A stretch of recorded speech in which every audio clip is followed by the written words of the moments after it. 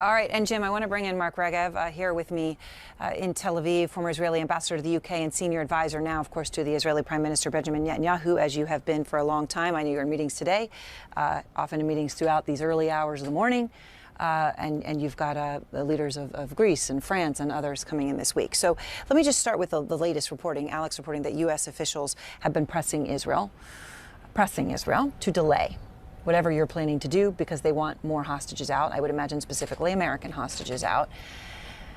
What can you say about that? We want hostages out too. We want all the hostages out immediately and unconditionally. And that's the demand of the international community. But we believe the best way to get the hostages out is to keep the pressure on. The only reason we got the two women out earlier this week was because Hamas is under amazing pressure. We keep the pressure up. We get more people out. So what do you say to those who say, well, Hamas will give 2 hostages here and 2 hostages there while you're sitting in a state of incredible readiness, which I think a lot of people don't also realize means you have 350,000 of your best and brightest on that border and not working. How long can you, Jim just pointed out, it's been imminent for 2 weeks. How long can you stay in imminent pose? We will move when we're ready to move. Israel is not acting, we're not shooting from the hip here. We're being very judicious. When we use our force, we'll do so after much thinking and much planning, and Hamas will feel our blow. Our goal is to dismantle the Hamas military machine. That will happen. It will happen on our terms at a time when we're ready. So let me ask you about that, because you want to dismantle their military machine. Correct. I saw earlier that you said you took out the commander of the rockets unit for Hamas. You've taken out, it's got to be well over a dozen at this point, of senior leaders, including many involved in these attacks.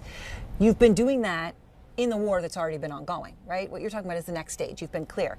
But how much is left? If you look at the leadership of Hamas's military, how much have you taken out in the past 2 weeks? I think we need to say the following. There have been different rounds of fighting between Israel and Hamas since Hamas took over the Gaza Strip some 16 years ago. Yes. 4 or 5 rounds of fighting. Yes. This is not another round.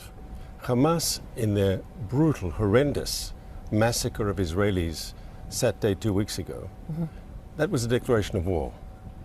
We didn't want the war. They started it. We'll finish it on our terms. And when this is over, Hamas's military machine will be dismantled and their political control over the Gaza Strip will end. Just as the United States and its allies ended ISIS control over territory in Iraq and Syria, we will end Hamas's control over the Gaza Strip. And I understand, but I am just trying to get a sense of, you have been doing heavy bombardment. I mean, some of the strikes, sometimes you put out a daily strike number. So yesterday it was 205. Today it was simply dozens, right? But you're doing an incredible amount. And if you look at the death toll in the Gaza Strip, obviously there has been a terrible loss of civilian life. But if you look at the number of strikes you've done, you know, it's 1 or 2 people per strike. You're trying to be targeted.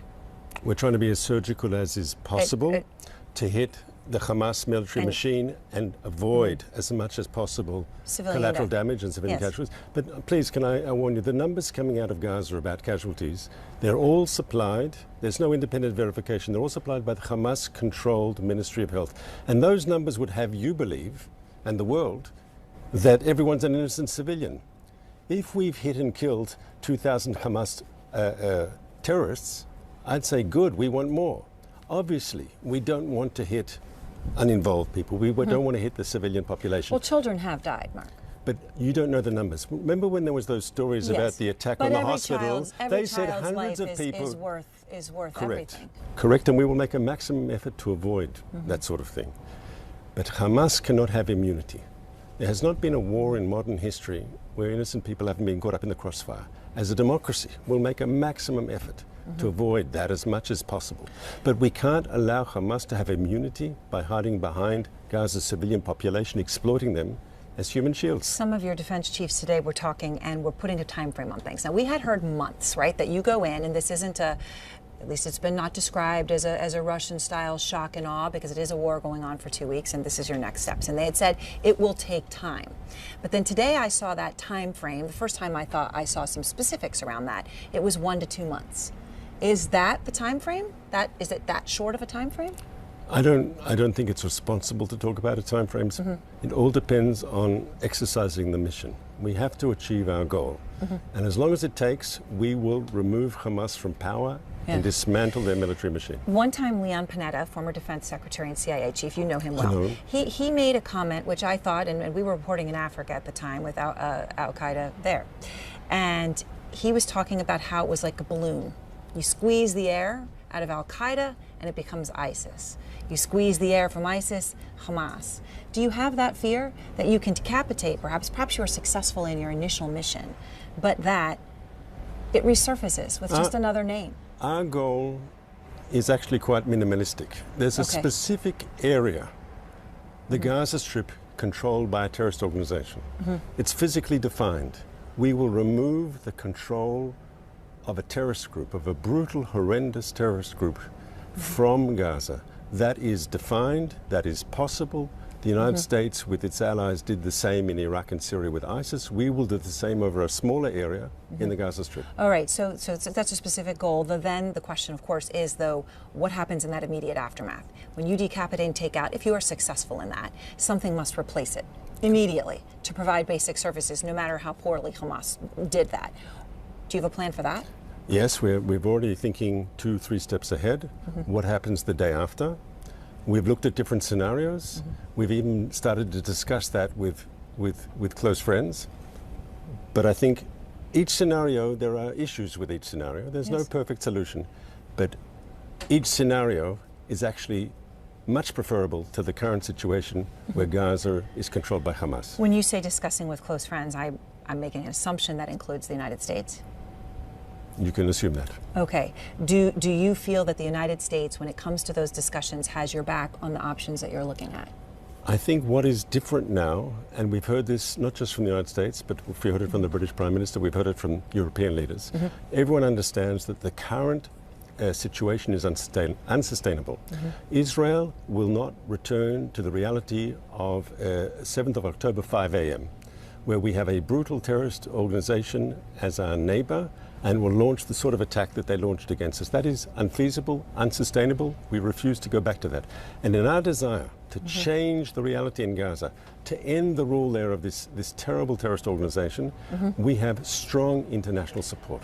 How do you put Gaza in a position where the people who live in those kibbutzim along that border can go back?